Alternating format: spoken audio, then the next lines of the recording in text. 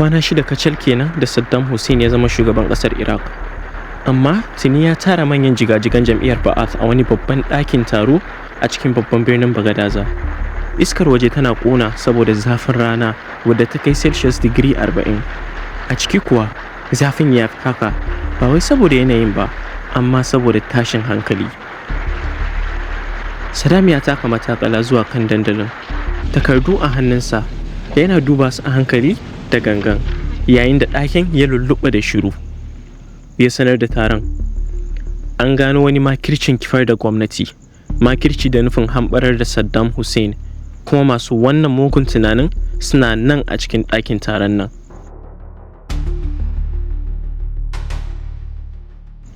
Jama'a suka daskare, ba wanda ya motsa, dukkan fuskokinsu cike da firgici. Sai Saddam ya ɗago kai ya kira wani mutum ya fito daga jama'a. Wani dogo siriri ya fara takawa cikin tsoro. Muhi Abdul Hussein, tsohon sakatare janar na jam'iyyar kuma mamba daga cikin shugabannin Revolutionary Command Council. Wasu 'yan kwanaki kafin a zo nan ya kalubalanci hawan Saddam kan mulki a fili. Yanzu gashi tsaye a gaban microphone. Muhi ya fara magana, murya a murɗe. Ni ne nake bayan wannan shiri, na yi ƙoƙarin jan wasu su jona mini. Babu wanda ke da tabbas a ɗakin akan gaskiyar wannan furucin, inda wata majiya ta ce an tilasta mishi nema. Saddam ya jingina baya, sigari mai kauri a hannunsa, yana sauraro cikin kwanciyar hankali.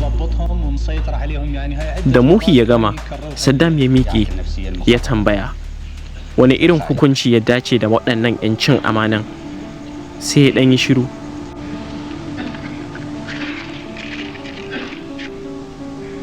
Sai kuma ya ba wa kansa amsa.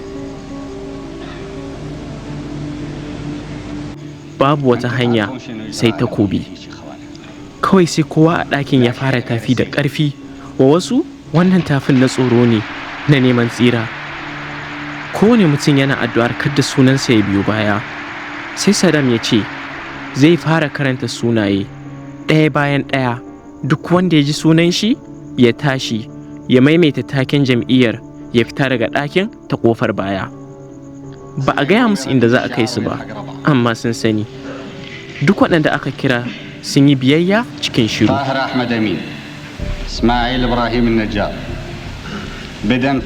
Amma wani mutum ɗaya ya yi ihu, ya ce, ni ban taɓa aikata komai ba, ko kallon shi Saddam bai yi ba.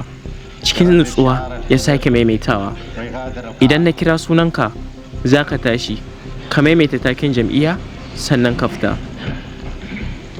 Sai mutumin ya lumshe kai ya fice. A ƙarshe sunaye 68 aka karanta.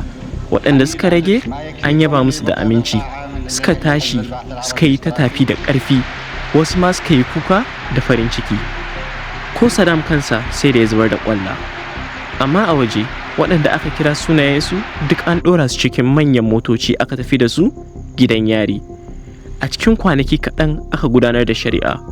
Mutane 22 ciki har da manyan shugabanni 5 aka yanke hukuncin kisa.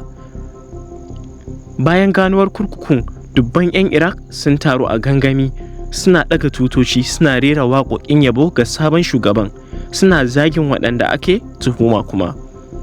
Sautin murna ya gauraye da ƙarar bindigogi.